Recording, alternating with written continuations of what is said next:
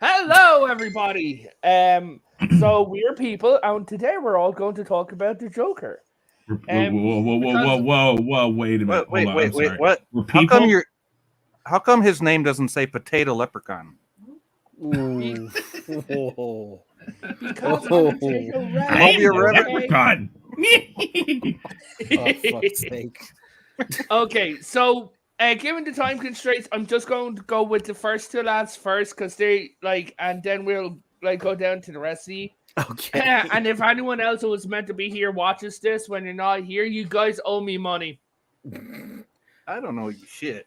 Now, I would like to Okay. point out immediately that you have a thing about let's talk the Joker, but you told me we could talk about any villain, so the Oh, we images I are. gave you were not of the Joker.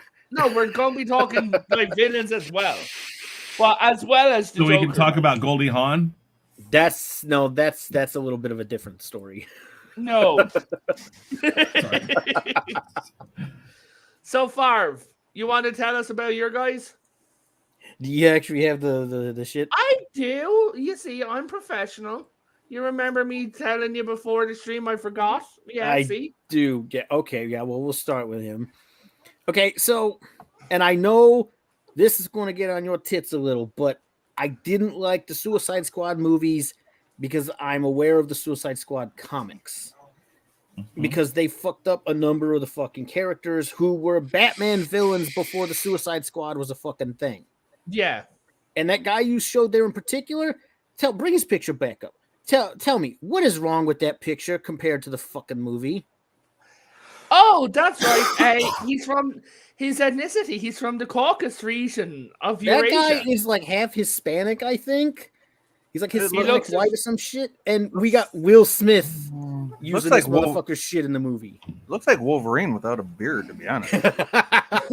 So Floyd Lawton was never, and that's Deadshot, was never a fucking black dude until that fucking dumbass movie. And they fucked up Deadshot on a lot of other levels, but that bugged the fuck out of me. They were actually going to cast a white guy until they got Will Smith. Yeah. Who was playing Will Smith. Right. And the other thing is that fucking Deadshot never takes his damn equipment off while he's on a job. So that was some other dumb shit they did in that movie. Well, yeah. Kronos, he's actually worked with the Joker. It's villains, and we'll be getting to the Joker. Yeah, it's and other villains. So yeah. So there's a theory that I heard about Deathstroke, right? That the tablet that the Hourman takes. Yeah, I think so. Yeah. That got refined by the government and got put into him. Well, the dude is actually augmented. He was part of a freaking augmentation program that was genetic, I believe. Yes. As far as I know, it was as well. Yeah. I just don't remember the exact details because it's been a long time since I got a hold of any of his origin shit. I have a bunch of Deathstroke's comics, especially the stuff from the Rebirth era, which was really good. But yeah, as far as the origin, it's been a while since I've been able to get a hold of that. Black Manta. Black Manta got a decent amount of play in the movie, but up until I want to say Rebirth, this guy didn't really get, I think, the kind of credit he was due. To a lot of people, he was just either the one guy who talked weird like a robot from the old ass Justice League cartoons, or that guy that fights Aquaman. But I thought a lot of people want to talk about all this representation shit. I was like, Black Manta was a pretty fucking badass, like, black super villain for fucking forever. Back when writers weren't afraid to have somebody of an ethnicity be a villain because fucking racism. Yeah. And go ahead. Sorry. Oh, I was gonna say, yeah, there's another one of Deathstroke. Yeah. It's just yeah, that's the one from the movie. Black Manta, the thing about that, I think you make a good point, is that people are afraid to make certain people or certain ethnicities villains, but it's not about that. It's about writing a good character. Yeah. I think I say that about movies these days. I don't care if there's anybody of ethnicity in it or not. I want a good character, and then I want you to find the right actor to put into that character and put a good story along with it. Because even if you get a great actor, if there's no story, then what the fuck are you doing? Exactly. Speaking about story, I'm going to talk about my favorite Joker, right? Heath Ledger's Joker. He is my favorite Joker. I heard that. Everybody talks about potatoes, but you bring up sci-fi and everyone loses their shit. Oh, I'm sorry. Let me talk about the virtues of Jared Leto as the Joker. No, Jesus fucking Christ, no. Ledger's my second favorite. Who's your first? You go, because you're one of our guests tonight. You go first. Tell us about your Joker. Okay. So with the Joker, I'll put them in this order. First off, my favorite is Jack Nicholson. Jack Nicholson, I think, did the perfect job of bringing a character to live action that we hadn't seen. It's more comic book accurate. It wasn't the 60s camp. Although Cesar Romero is very high on my list, because I would put Cesar Romero in like second, third, and fourth are all kind of clumped together. I kind of agree because I'm tied for like Hamill's Joker and like Nixon's Joker. Hamill's Joker's my second Joker, to be honest, and Nixon is my third. Yeah, see, for me, it's Nicholson. It's like just the three of the Ledger, Hamill, and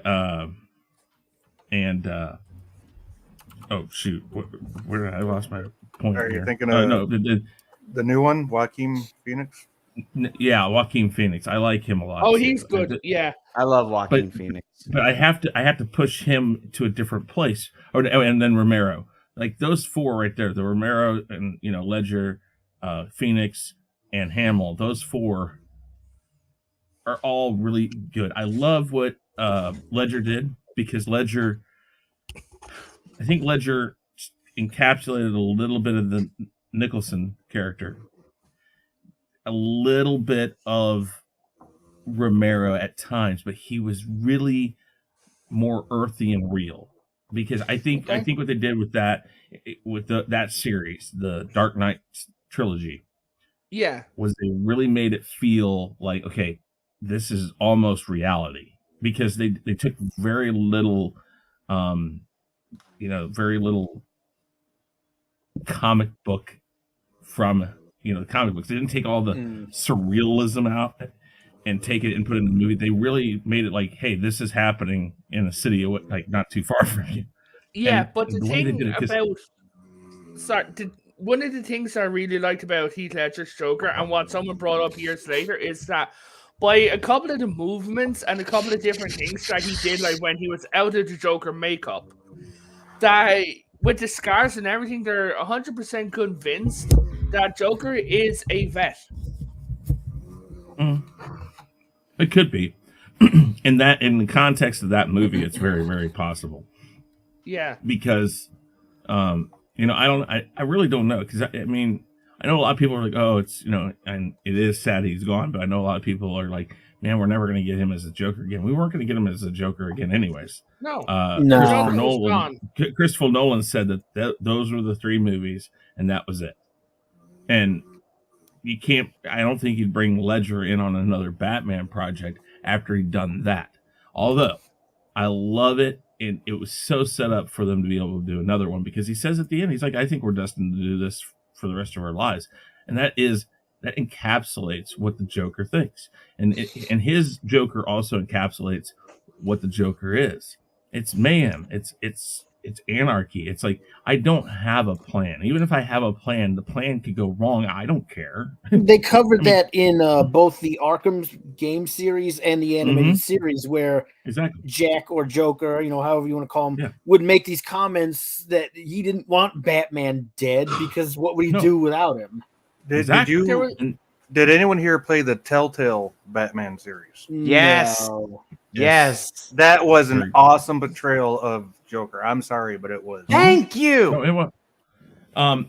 But I think that Ledger's Joker is more to the real Joker And I mean, even Nicholson's character is still that. It's very similar to Ledger's because he sits there and he's like, when he's hanging off the side, he's just like, yeah, well, when things go wrong, when he's almost captured, when he gets captured, he just kind of laughs about it and he's like, yeah, I expected it, but I didn't. But whatever. Yeah, like 'Cause the Joker nothing- is chaos.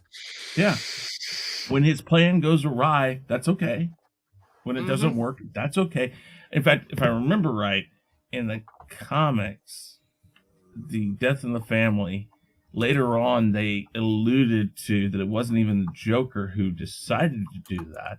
It was Harley Quinn that actually killed Jason Todd, if I remember right. Harley Quinn's the one that... It Go was ahead. alluded, but it was 100% confirmed through, like, after he came back in flashbacks and Mhm. different spiritual beings that it was, in fact, the Joker. Okay. But that's like, what is it? Is it the Killing Joke? Is that the one where he captures the commissioner and Yes. has his Oh daughter? my god, that was so fucking brutal. Like, okay, Well- so we'll have to change one or two of the words just for, like, our YouTube overlords. We love you, Wazinski. I am not particularly fond of that. Kill art, yourself. by the way. Well, Yeah. if you're talking about the animated movie, a lot of people had a problem with the animated movie. I I have liked the it, comic here beside me. but the comic is just It is. I It's mean- a lot better than the movie. yeah. He what is it in? Yeah, it's basically like Ledger.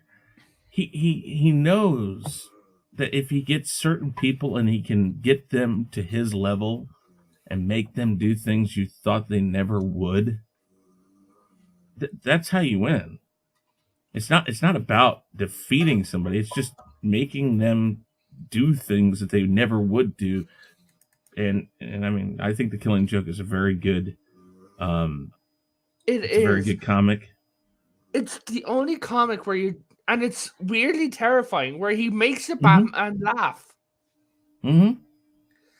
Like, yeah, and- that's go ahead. I don't know what other one it was. Phil, you might know. I think it was in one of the games where Batman just starts laughing at the Joker, and the Joker genuinely gets scared. Mm-hmm. I don't know Um, which game that is. That might Yeah. have been in the animated series. I think so. Might That's have been. maybe what I'm thinking of, because I could just see him there, like, just laughing.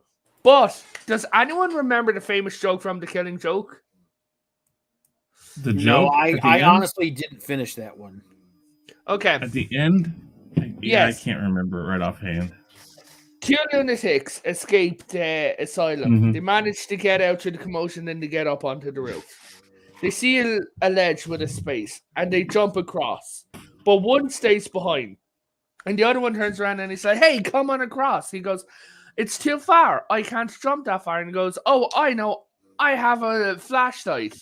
I'll turn it on and you can walk across the beam. And he goes, are you crazy? When I'm halfway through, you'll just turn it off. That's right. Yeah. And that's what made Batman laugh. hmm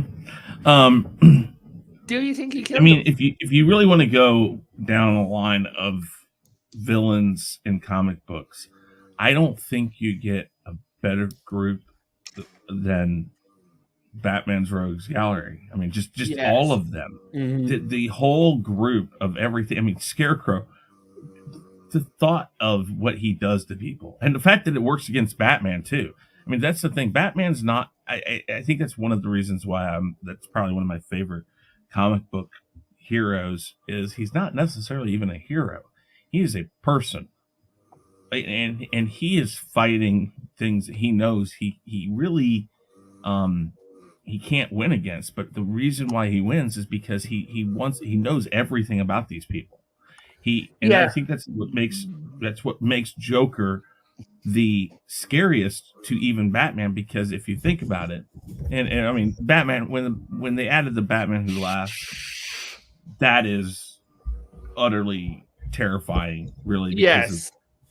Just the whole premise behind that character. But before that, the Joker was the one person who Batman was never positive about who he was. He never quite grasped exactly what he was after, because again, Joker is never after anything in particular. If he gets something out of it, it's just amusement more than anything. One of my favorite lines, about speaking about not knowing who he was, "Hey there, Sherry," was when Batman went to the future, okay, and his first thing was he saw one of the guys who knew one of the immortal heroes, and he said to him, "Who's the Joker?" And he said, "If you want to find out, go and look in that computer." So Batman walks up and he types in the Joker, and it said enter era, and he types in where he's from, and it's just came up unknown. And he turns around and he said, "Yeah, we never found out who he was." I said, "What do you mean?" He goes, "Yeah, whatever happened to him, his DNA was all screwed up. He had no fingerprints and his teeth are fake." Well, So I think it's from The Killing Joke also. One of my favorite lines from the Joker is, "If I'm going to have a past, I prefer it to be multiple choice." yes. That's the problem with the Joker. And again, another thing that Ledger does a beautiful job of. Whoops. Another thing that the Joker does Ledger does a beautiful job with in his whole thing is he constantly makes up who he is, or why he has his scars and other things like that. Do you know what one of the greatest things to come out of that movie is? He licks his lips the whole time. And I think a lot of people thought that was something he added for the character. The prosthetics for the scars would dry so badly that he constantly licked his lips to keep them wet so they wouldn't fall off. So that's why he licks his lips constantly. But it's such a part of the character when you watch how he does it. And like they said, It makes him look unhinged. It does. But I think that even in the comic books, I think it's alluded to that he has his own tailored clothes that aren't traceable. Like you said, no fingerprints, his teeth are fake, the hair doesn't match to anybody. It's like he literally is the epitome of nobody. Yeah. But I think in Gotham, they did a very good job also of maybe giving that backstory. Now, even though it's one of my favorite Batman movies, Batman '89 goes very cut and dry with it, which it's not The Killing Joke. It's what's the other one? What's the one that has him as the Red Mask when he's Under the Red Hood? Under the Red Hood. That's right. Yeah. Was it Under the Red Hood or Mask of the Red Hood? I can't remember. Under the Red Hood, and then Mask Under the was Red the Hood. sequel. Okay. Yeah, Okay. but I think that one kind of is. It kind of is the Batman '89 story without the hood, because that's what it's very similar. It's Jack Napier, I think, in that even. But I always looked at Batman '89 as far as the Joker went as kind of the lazy backstory, because it's very easy. They just give him a name, they make him change into the Joker. I like the way that the Dark Knight trilogy handled Joker. This guy just shows up. He plays along with this group of thieves at the beginning, and you just assume this guy is just one of the guys. And then at the end of that scene, he reveals himself. That was so beautifully done. You start out, you don't know who this guy is. You never know who this guy is, and that's perfect for the Joker. So while I think Nicholson is my favorite, the portrayal and the way it was written, my favorite is Ledger. That's why it's very difficult. I love Nicholson's portrayal, but if you want the story of what the Joker really embodies, I think you got to go with that Ledger version. And even if you've seen the cut parts of the Batman, I don't know if you guys like that movie or not. There's a cut scene of the Joker, and that guy does a really good job too. I have not seen the new one, but Phil, what about you, man? What about me? What? Your favorite Joker? Yeah. There's no contest. Mark Hamill. Okay. No, I don't disagree with that. I mean, I think that, riddle me this. No, I just he was perfect for it. And I remember when I first found out it was Mark Hamill, I was like, oh Wow. So a bit of fun trivia about Mark Hamill. Mark Hamill got contracted onto the CW without knowing who his character was. Mm-hmm.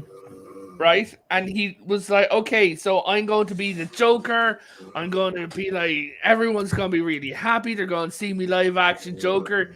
Oh God, I'm topsy-turvy, my most hated character. Okay. This is fun. This is fine. And then in another universe, he was the bloody Time Master. Oh shit, guys! I gotta Revan take in off. the- I am Oh going to be yeah, late. it's time. Okay, see you guys. Have a great night, you Revan guys. in Enjoy the the, rest of the show. Take care, Farvithian, and for anybody in the chat, I did put Farvithian's link in there, so go check out his channel. See And you give him a guys. sub. Yes. See you, Phil. Go check out Phil's channel as well. He will be pinned in the first comment after this.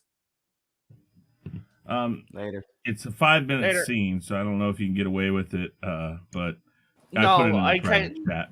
Yeah, I can't because I literally tried to show an 8-minute scene one time and it got copyright struck.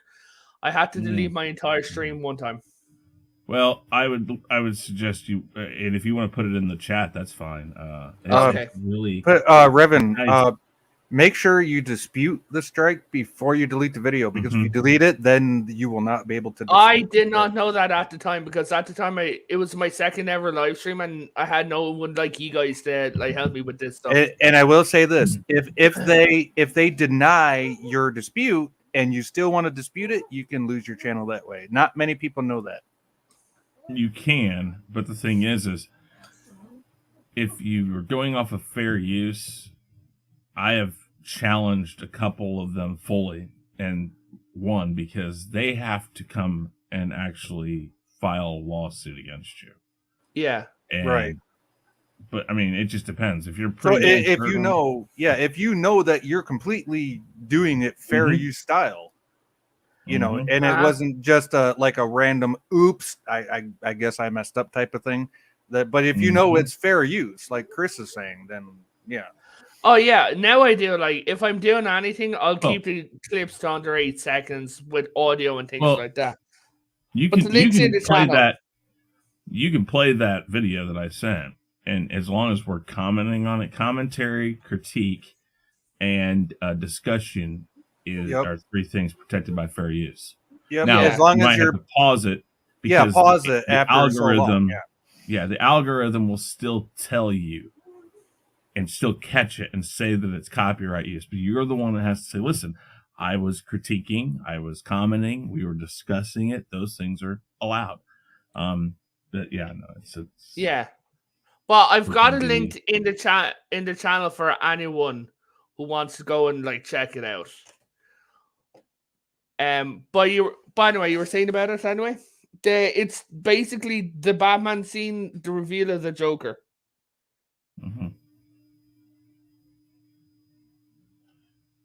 Yeah, it's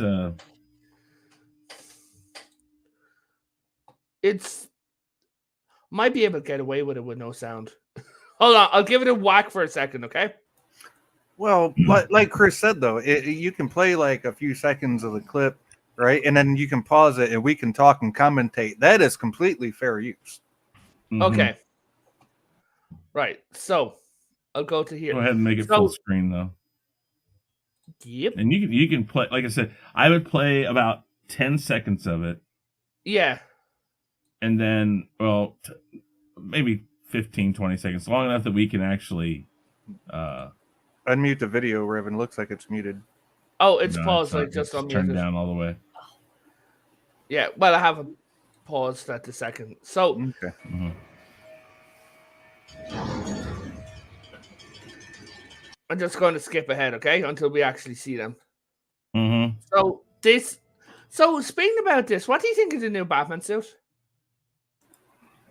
I can't really tell. It kind of looks like the comic with the black and the gray. It looks like animated series almost, just from what I see, the blurry screen. But yeah.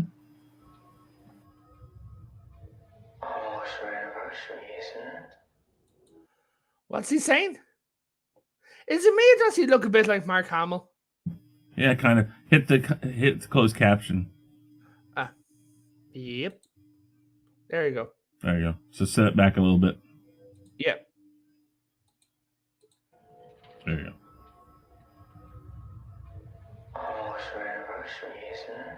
Oh, okay. So this is Batman Year One. Well, it is kind of. It's kind of based off of Batman Year One and The Long Halloween. It's a kind of an amalgamation of both. Yeah. Okay. And the only presence you get of the Joker is at the very end of the movie. He's in the cell next to the Riddler at Black. Oh shit! What's it called? Blackgate. Blackgate. Yes. So they're in the prison. So they have not brought up Arkham yet. Okay. Okay, so this is pre-Arkham. Yeah. It depends because they both exist at the same time. But I guess what they would do is, I guess that maybe they're put here until they can be fully evaluated. Maybe. Right, But which I'm is not kind of sure. a thing we do in the States. You go to lockup and then you get evaluated. Then you go to like the mental whatever. Right, Yeah, okay, so but- that makes sense. So yeah. this might be what, but we don't really get any context behind the Joker in the current form of the movie. This is a cut scene, so go ahead. So this wouldn't even. Yeah. I'll just put it. There's a serial killer. I want your perspective. Like he has See, a really, really mangled. You're saying? I was just going to say that he goes to him kind of like the Hannibal Lecter scene with Clarice. Yeah. Yeah, that's Comes to get his thoughts on what he thinks about this killer, and he's doing the same thing here, which is very interesting because, again, Batman he's a smart person, so he knows, hey, if I can use these people to help me. Again, Batman's main thing is smarts. It's not about his strength. It's not about he's outmatched almost in everything out there. yeah, Except for Batman's smarts. He's one of the smartest people in Hey, comic yes, books. Kronos. This Yeah. is, yeah. Batman is smart and he uses technology. I'm just going to stop the screen share here, okay? That's fine. Yeah, you're good. Yeah. But But if you put the that thing in about there, that, yeah, it's in the chat as well, and I'll pin it in as well. But you were saying? I was just saying if you want to put it in the chat and Yeah. let people watch that. Now the new Batman, I finished watching it the other night. I like it. That just came But I'm onto not my s- I- service over here. I could watch it one of the days. Mm-hmm. I might, but it's 3 hours long, so I might throw it on like tomorrow while I'm just doing a few things. But I one did of the something I things- normally don't do, which is I Ooh. don't go to sleep during new movies, but I went I watched part of it, yeah. slept, and watched the rest of it the next day, and I mean I like it a lot, but I got to watch it again. It's because Did you there's some s- parts of it I'm like Did you see the Snyder Cut? yes. Okay, what did you think of that Joker? The I think Apocalypse he Joker. portrayed. I think it's better. Yeah. My only problem with the Joker a couple things in the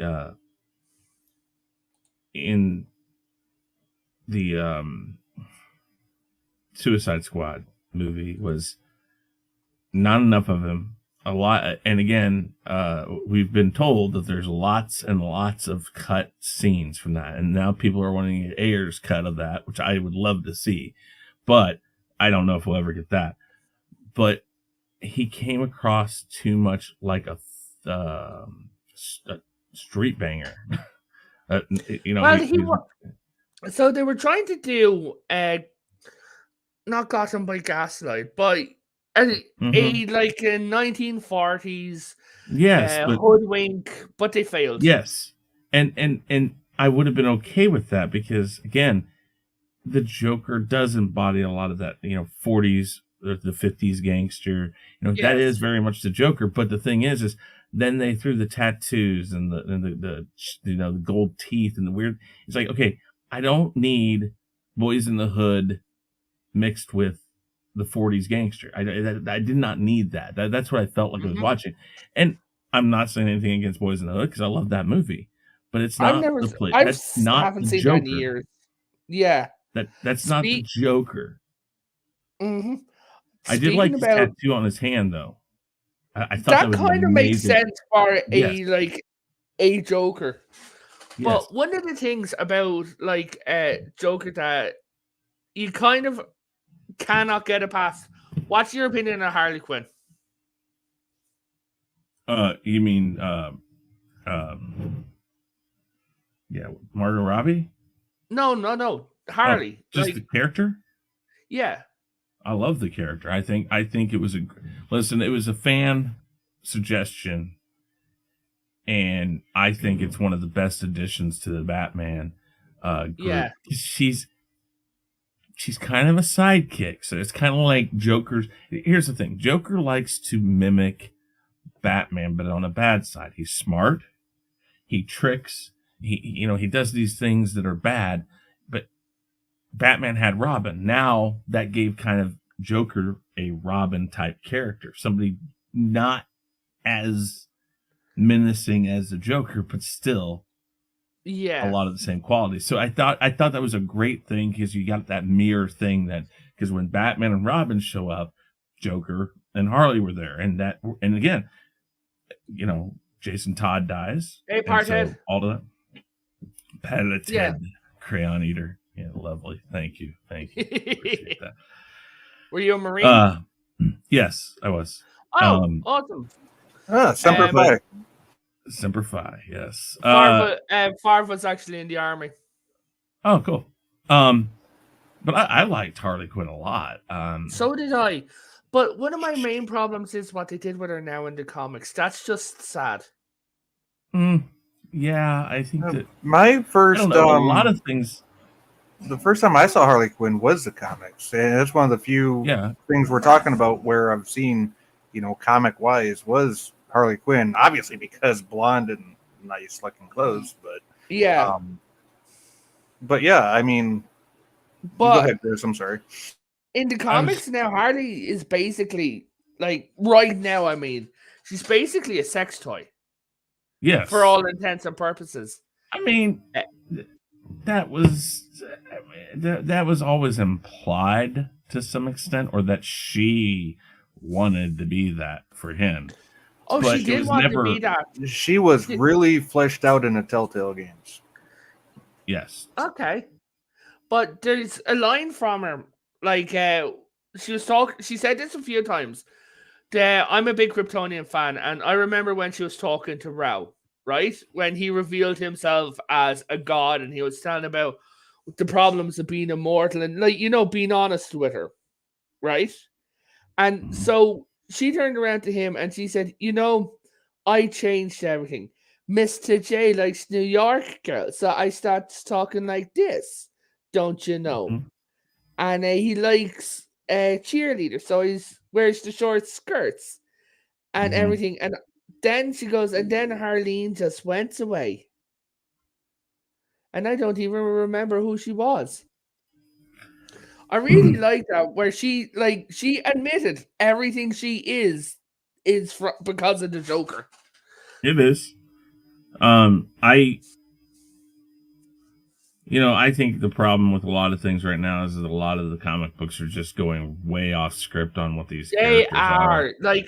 And they actually had Harley Quinn grape cuddle struggle Power Girl when she was on unconscious, because Harley is bi now, and when Power Girl was unconscious, she was there. Did you see that comic? I didn't see that one, but it doesn't surprise me. Power Girl got knocked out, okay? And when she was there, her costume got all ripped and everything. She's on the bed, and Harley's there, and she has someone making her a new costume or new clothes. And she wakes up for a minute, strangles Harley, and passes back out, right? And when she's there, she bends over and she's like, "Oh, you're just okay. Maybe just a small little taste," and bends down at her waist. Yeah. I mean, I just think that the problem is that a lot of them are going in these directions that no one wants. Doesn't. Yeah. I mean, again, I can't understand why they think that they need to change characters. I've said this a lot. I don't have a problem with characters being bi, gay, whatever. That's not the problem. The problem is that, like Stan Lee used to say, I didn't write characters for people, or I didn't write characters to appeal to people. I wanted people to find themselves in the characters, and that's the difference. Is now they write them to appeal. Okay, let's make a bi character, or let's make I don't know, let's make Superman bi. Now bi people will relate to Superman. No. You don't do that. You keep the characters who they are, and people find themselves in that character. They would find the flaws. They would find the fact that, here's Peter Parker, who is, this really mild-mannered person who takes these pictures, and, he's quiet, he's a science geek and all that, but everybody loves him when he's Spider-Man, and he's chatty, he's witty when he's Spider-Man. It's a thing of, listen, I feel like this character, it's like, think about it like YouTube, or when people are on Discord playing games and stuff. Some people in real life could never act the way they do on YouTube. Like Potato Revan is a character. And I'm pretty sure that, like, you have a character for Chris Knight as well. Yeah. But the real Chris is probably like a bit different than.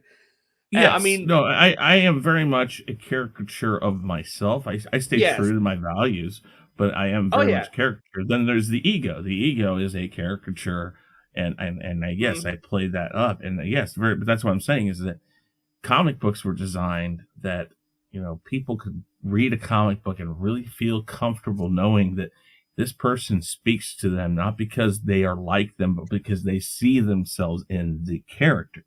Not the other way around. Yeah, and I think that's what comic books have changed, is that they've gone way out of their way to try to appeal to certain people.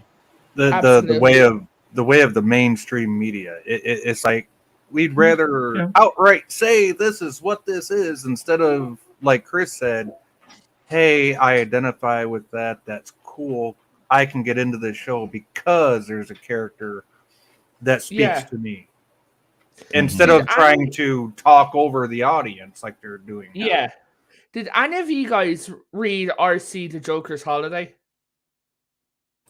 I did not read. No, I have not. It's honestly it's a short little few pages.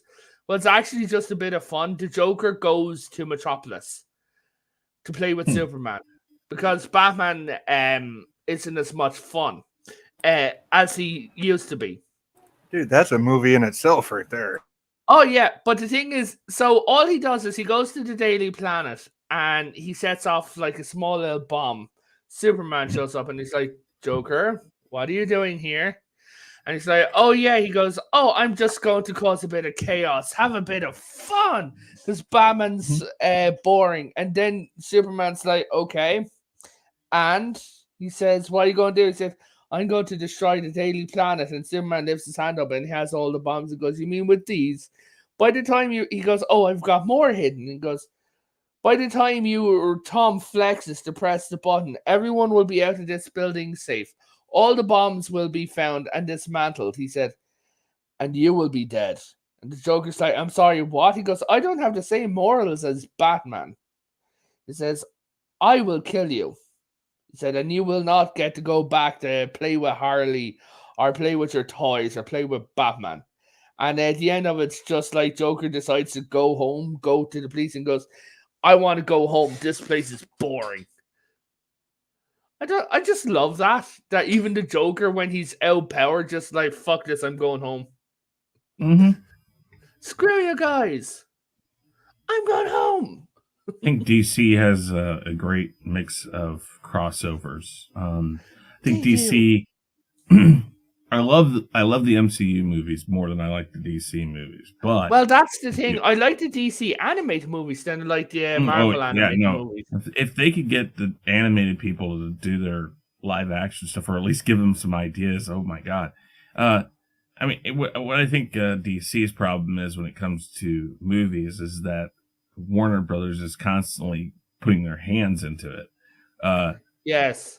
You see, one of the problems with the new slate, the DCEU, the problem with it is that they put direct numbers to these movies before they were released. So, like Batman versus Superman was supposed to be like $1 billion movie, and then it hit like 900 and some odd million, and they weren't happy because it didn't hit $1 billion. Well, folks, 900 million is not a flop. No. And then they knee-jerk reaction said, let's change it up, let's do something different, and then they rushed the Justice League project, and when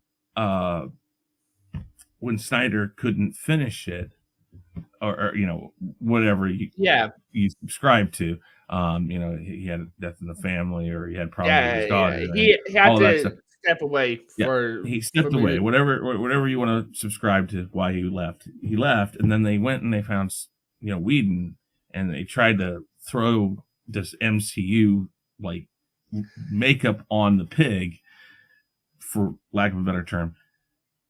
They could have waited, because we see, and I'm not saying that the 4-hour movie that Snyder gave us should have been what we would have gotten in the theater, but something of that sort cut down to like 3 hours. And have an extended cut DVD? Yes, exactly. That would have been a much better thing to release. And you know what?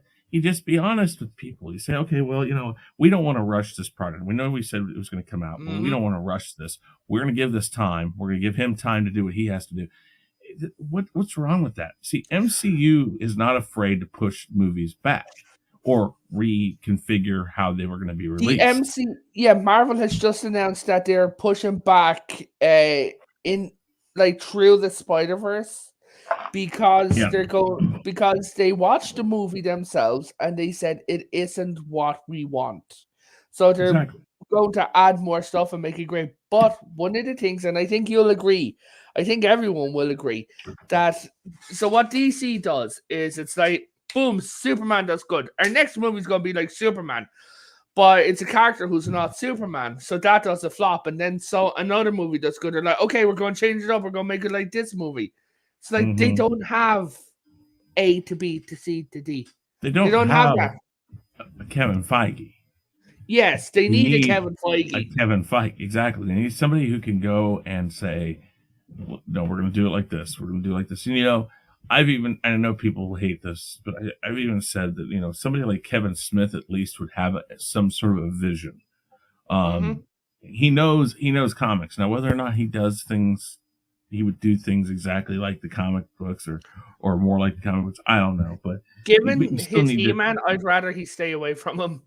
Well, exactly. I know that's a problem for people, but if he did something like Blunt Man and Chronic, I could get down with it.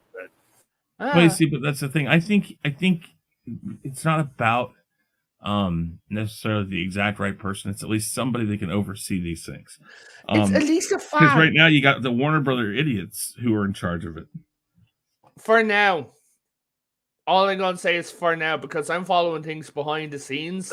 That's another good point, though. I mean, how much of this is the people like down on the ground floor, so to speak, like the creators and the directors and the producers, and how much of it is like the so-called top brass of these studios forcing, we need to have this because of that, and so on and so forth.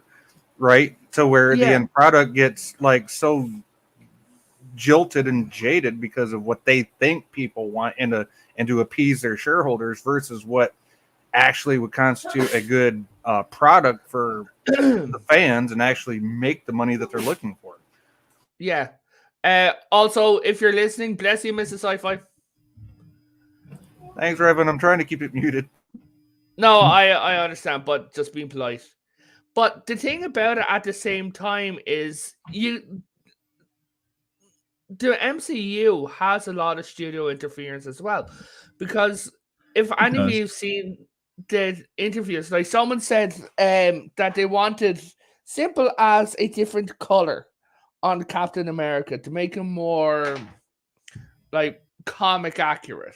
And they're like, no, because we have already made the toys, so he has to stay at this hue. Let's make him powder blue. Yeah, some shit like that. Yeah, And I mean, I'm there. Like, Well, I I was- just want a fan. You were saying? yeah, I was just going to say, you're right. The MCU is not devoid of studio interference, but I think the difference is, okay, I love to put this in perspective like this. So there's the MCU and then there's Lucasfilm, the Yes. Star Wars movies. Yeah. The difference between the two is that when Kevin Feige, when Marvel Studios got bought by Disney, Kevin Feige had already started. Okay. He'd already done Iron Man, if I remember right. Iron Man, and I think He had they did already the done Incredible, Iron Man. He had done Elf. Incredible Hulk. Incredible Hulk. Yeah, he had done Iron Man 1 and 2. Mm-hmm. He was done Incredible Hulk. He was big for being in Friends, and he done a couple of other big movies. Yeah, but what I mean is that with the MCU, he had already started this. So when he walked in to Bob Iger's, office, and he this is all metaphorically speaking to give I get it. Images to you. It's your is that headcanon, basically. He put this big folder down in front of Bob and said, okay, here's where I'm at. I started here. I went here. This is my timeline. This is my outline. This is my plan. And Iger's like, oh, this is great. Okay, cool. Just go and do what you want to do. If we have something we'll discuss anything that we might want to change. The difference between that and Star Wars is when Kathleen Kennedy came in, he's like, so what are we going to do about Star Wars? She's like, well, I don't know. We could do anything we want, because they didn't have any plan. They didn't listen to George Lucas. They didn't take any of his stories or any of his ideas that he wanted to do. And they just kind of threw stuff at it. Kevin Feige's always had this plan. And I still believe he's got another 10-year plan. I could be wrong, but I still think Kevin Feige, I think, from everything I'm listening to, and for like The Mandalorian and Star Wars, and they have plans. Like, they turned around and Filoni turned around and he was talking, and what's the guy who's working with Filoni? Favreau. Jon Favreau and Filoni. Yeah. They were talking and they said, so yeah, you love The Mandalorian, okay, so we're going to give you Ahsoka, okay. And they looked and they said, but we know where we're going, and if you know where we're going, we're changing where we're going. Well, I think that Favreau and Filoni should be in charge of Lucasfilm. Now, they may not be perfect. Yes, I completely agree. But they have a plan. And you know what? If you watch their new stuff, they are trying their best, because we know Disney's not going to get rid of their sequel trilogy. They're trying their best to blend the old Star Wars with the new in some way that makes some bit of sense. Now, it's not going to make sense completely, because let's just be honest. Even though I like the sequel trilogy, and I say that loosely because I appreciate some of the stuff that was done, it's still very clunky for Star Wars. Like, the whole time you watch it, if you watch all three together, you hear just like when the Millennium Falcon breaks down, it's like it gets up to speed. That's how those movies are. They never fully take off, because they're constantly playing with it, and they're not letting the story progress naturally. But they didn't have a story. We won't get into that. But I think Favreau and Filoni really should be the ones making the calls, and Kathleen Kennedy should just sit back and say, okay, I'm not going to do anything. I'm just going to let you do your thing. Did you hear the production of what happened with Kathleen Kennedy behind the scenes of The Mandalorian? Mm-hmm. They kicked her off the set. Yeah, so I'll just say it for anyone who don't know. So basically, during the making of The Mandalorian, Kathleen Kennedy came backstage and tried to interfere. And she said, oh, yeah, George Lucas cannot be a producer on their show. And they're like, okay, completely. Can we hire contractors? And they're like, what do you mean? You know, story writers, you know, people like that. And they're like, yeah, sure, of course you can. Boom. Yeah. Oh, Chris and I, just for your thing, we'll be wrapping up in about 10 minutes. Yeah, that's cool. I'll just. I was going to say, Kronos also had a question in the chat. Oh, I'm sorry, I missed that. AT permanent. No. Okay, where's the question? Burgess Meredith was the Penguin, and a very good Penguin. Yeah. Yeah. Yeah. My grandfather actually. Oh, is there an echo from me? What?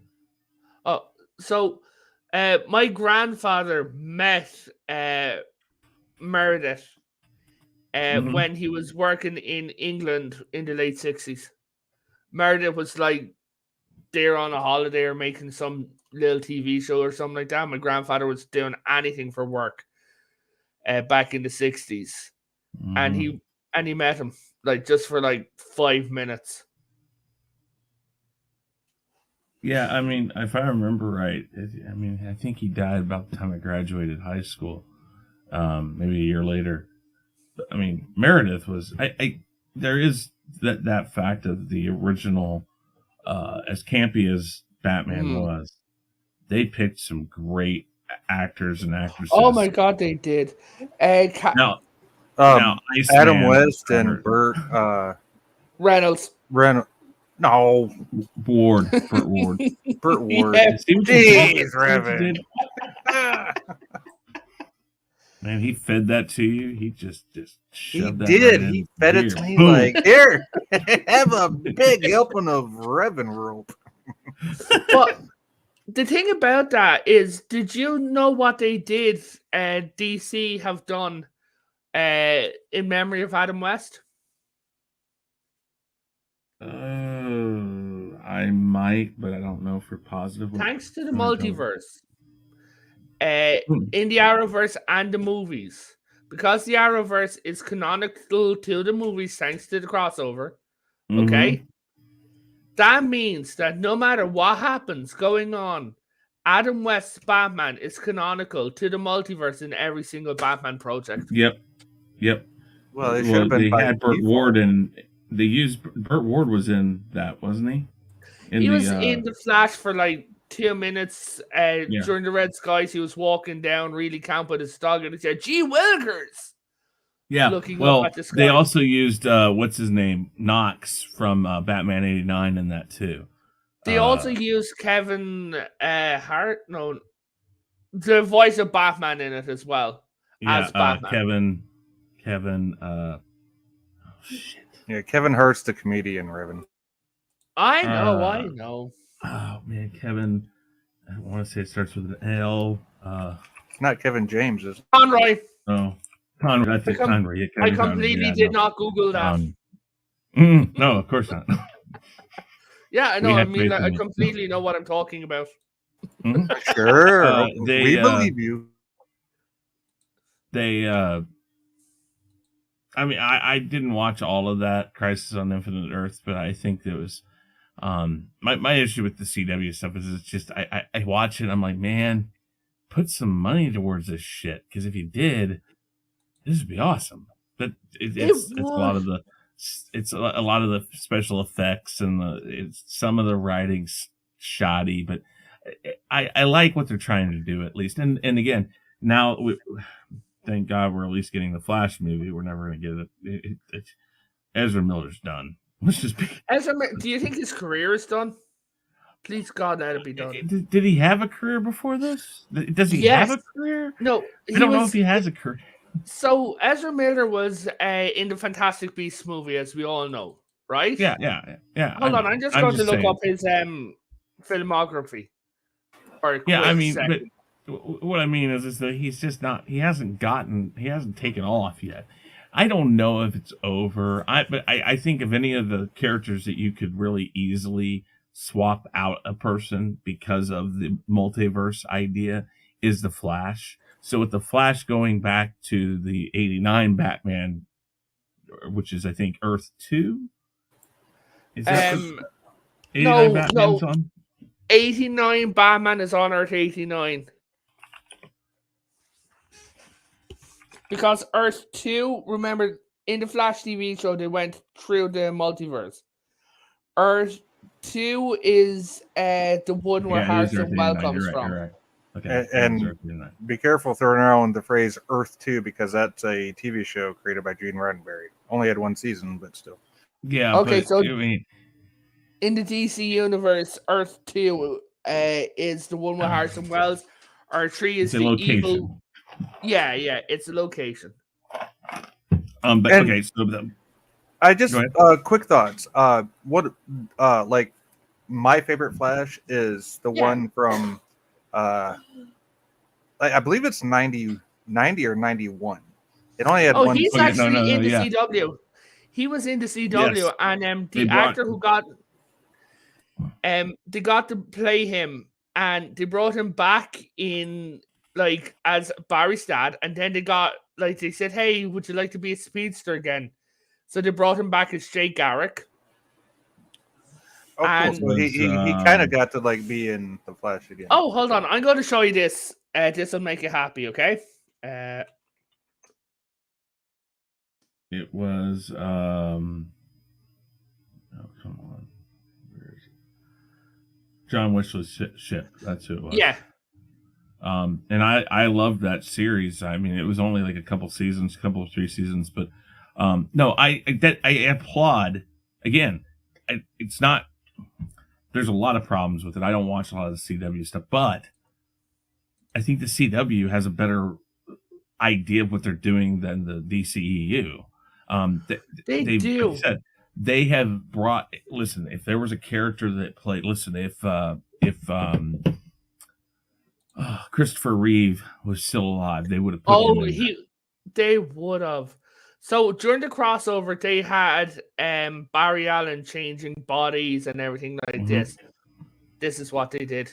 They brought Yeah. it back. The one on the left, yes, that's the one Yeah. from the 90s. Is that With the the arrow? velvet- Is that the Yeah. arrow on the right? Oh, okay. No, yeah. that's the Flash as the Arrow. They brought him back during one of the crossovers, Yeah. and then But what's funny is that Flash. I remember that costume. It was velvet. It's like yes, Yeah. so weird looking now when you look But at it. it looked Oh, God. amazing on screen, especially did. on the old style TVs. It looked Yes. great. Yes, it did. I'd like to say, like, point out to the chat. Our panelist is in the chat, so hi, Maxis. Hello, Maxis. Maxis has said that the CW has its ups and its downs, which I do agree with. One of the biggest downs at the moment is Iris fucking West. She has announced herself as the leader of Team Flash. Mm-hmm. As long as Brandon it's Roth, not Kanye's kid called Northwest. Ugh. Brandon Ruth, he came back as the as Superman in that. He did. You know what? I liked Superman Returns. I got to be honest with you. I know a lot of people don't, but I love I Superman did Returns. as well. I like Kevin Spacey. I don't like the person he is necessarily, but I do like him as an actor. And I thought he played Lex Luthor like Gene Hackman. I felt, I mean, because if you don't know the story behind Superman Returns, the studio after 4, which was a tragic mess, and it's not necessarily Christopher Reeve. It's not his fault, because that was his movie, but they siphoned money from that actually to make Masters of the Universe, and then you got 2 partial movies, and they even tried to siphon more money altogether from both of those movies to go into a 3rd movie that never got started. And I don't know if you listen to the whole mess that whole thing was. It's horrible. Holy shit! I have 205 subscribers. Woo! I broke 200, guys. During this stream, Good I job. broke 200. I would like. Congratulations, Ribbon. All right, buddy. No, that's awesome. That's awesome. Dude, I'm happy for you. That's really awesome. I would like to thank both of Yeah, you you were guys. at 199 whenever I was in here. Or whenever I No, started. I was actually at 196 when I invited. Sorry, 197 when I invited 205. you. Great. Awesome. Thank Um, you. Well, you're welcome. But 205 right now, Ribbon. Yes. I thought that Kevin's. So, anyways, 4 happened. They said we're gonna pause on Superman, but they never said to Christopher Reeve that he was out. They felt that he was their Superman still, and he would have probably come back for another one if the story was right and all that. But Superman Returns is a direct sequel to Superman 2. They decided that they kind of wanted to give it time to wear off, and the 2 movies that really did well were Superman 1 and Superman 2. Depending on which Superman 2 you watch, you can either go with the Richard Donner version, which has its own problems because they had to take some stuff and like from the makeup tests and stuff like that. They had to take some of those scenes, but they did the best they could with that. And then trying to remember who the guy that came in to finish Superman 2 is the theatrical, but whatever. They wanted to go and just pull right from Superman 2. So Superman Returns is a direct sequel to Superman 2. Even in the form that they released, it's still a direct sequel to Superman 2. So it's kind of like what Ghostbusters Afterlife was. It forgets it's 2016 happened, and it says, no, we're pulling right from Ghostbusters 2. So when you think about all the stuff they had to fight, 1, Gene Hackman is 1, too old, and 2 would never come back to the part, probably because Christopher Reeve isn't there anymore. Because from what I've heard, they were decent friends and they got along on the set. I don't know that for positive, but from what I've heard, that the most of the cast got along. Margot Kidder, she's gone, or she wasn't gone at that time, but she wasn't going to come back. She played Lois Lane, right? Yeah, they had to recast everybody, but they did a very, very good job of recasting these people. Brandon Routh, I think, looks very similar to Christopher Reeve and his Superman. How about the kid that played Superboy, or not Superboy, but the other one? What was the other show? The Sun. Back in the day. Smallville. The kid that. Oh shoot! Yeah, I forget. He could have done it too. I think that would have worked. Actually, he was in the crossover as well, and they took his powers away. He gave his powers up so he could have a family. Well, they got rid of every. They got rid of every Earth except for the main one, right? No, they reconstituted it. There's now a full-on multiverse as well with different worlds. Okay. All right. That's Stargirl shows on the new Earth too. I don't know. I follow people who still go on. But I think we should wrap it up here because we're after going over an hour. So, guys, you two want to shield yourselves out? Go ahead, Chris. I know you got to get going. Well, I'll come on screen for this one. No. I'm Chris Knight, the Real Review 3000. This is my channel. Guys, check it out. I call it ADHD for YouTube. I do music reviews, movie reviews, trailer reactions, all that stuff. Haven't done a lot of that lately. I'm trying to get back to that, but I also have a few shows. Gospel According to Chris is an interview show. If either of you guys want to be put on the list, I have a wheel of names that I put people on. I'd be more than welcome to have both of you guys. Absolutely. Okay, I'll put you guys on there. Then I also have something called The Rumble, which is a kind of a zany little like opinion show that's got points and somebody wins and some just I don't know. It's crazy. I think I was on it once, like a year and a half. Yes, you were. But I'm always looking for people to be on that. We're going to be getting back to the 3rd season of that coming up soon. Oh, what else? I have something called the Weekly Wrap Up where we play games and talk on Sundays, and then also have right now Unmasking the Masked Singer. If you watch the Masked Singer every week on Tuesday, I tell you who I think they are. I talk about the show from the week before, and awesome. So that's what I'm up to. I also have another channel called Chaos Central. Chaos Central is got 3 shows a week. I'm guaranteed. Plus, we have the Moon Knight. I need a link for that. It's chaoscentral.com. Chaoscentral.com is the website. YouTube.com/Chaos Central. That's with a K. I'll put that actually in here. Put it in a private chat and I'll share it out to everybody in the chat.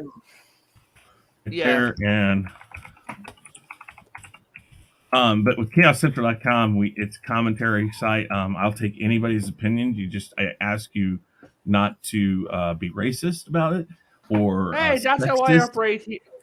Yeah, I mean, I just, if you have something and you would like me to put it up on the website, be it a commentary or review of the movie, anything like that, even if your opinion is considered wrong by a majority of people, I don't care. I just want you to be respectful on how you present it. That's all I ever ask. But Absolutely. we do a lot of things over there too. We're trying to get that website back up and in full swing, because I think it's been a couple of years since we've uploaded stuff to it, but it's still got some really good articles up on it, so check that out. Yeah, I mean, Hey, lots of stuff sci-fi. going on though in my neck of the woods. Yeah. When I tried to click on the link for the real review to get up his channel, Did it not go up? No, it's gone blank. Here, Just drop into the. It is now for some reason. That's weird. there. Thank you. So, just before Sci-Fi chills himself out. So, guys, my friend Farv is gone live. He's doing his Guild Wars stream. He's a good guy. If you enjoy like Guild Wars, everything, he's horrendously undersubbed. And but yeah, please go over and check him out. He's like, Let me right see, there, Chris. like, I'm pulling up your channel now. I don't know why that didn't go through, but I am maybe putting it you're in messing again. up your letters.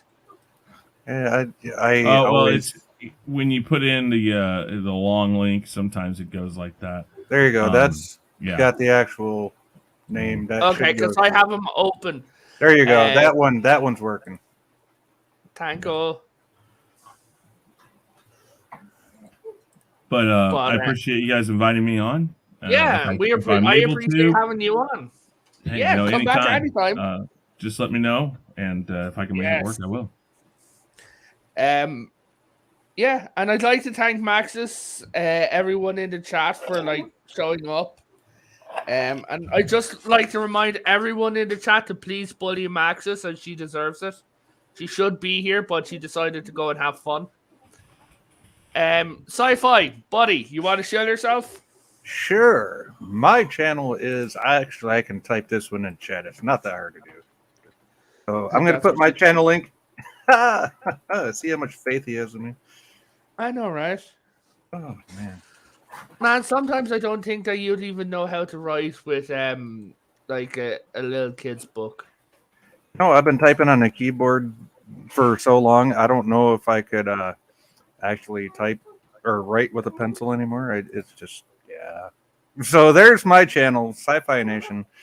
Here on the YouTubes, I do a morning show Sunday through Thursdays at 9 a.m. Eastern. It's called The Morning Wake and Bake, where we do, we just try to have fun, and, we talk about the marijuana, and we try to get positive people that have positive stories with it. We even, if you have a negative story about it, we'd like to have you on the panel and talk about it. I try to look at news stories. If I can find some marijuana related games, then I'll try to incorporate that into it as well. But it's all about, using it as instead of. And just for whatever reason, you guys, like, anyone watching this can't like access it into the chat. Like, say you're using a mobile device, because I know the chat can be annoying. These guys' links and the links to everyone else will be found in the description and in the pinned comment, because it works that way. But I'm going to hit the end button. Ooh, I was going to say, I have one other show that I'm trying to bring back. It is my free-to-play Weird or Worth It Wednesdays, and I ran a poll, and there is a game that actually won. I'm not going to say it on this channel. I think Revan knows what it is if he watched my Twitter, but yeah. So look for that this coming Wednesday in a few days. So that's at 7 p.m. Eastern time. Thank you everyone for being here. And so peace out. Everyone be awesome and have a great night. All right.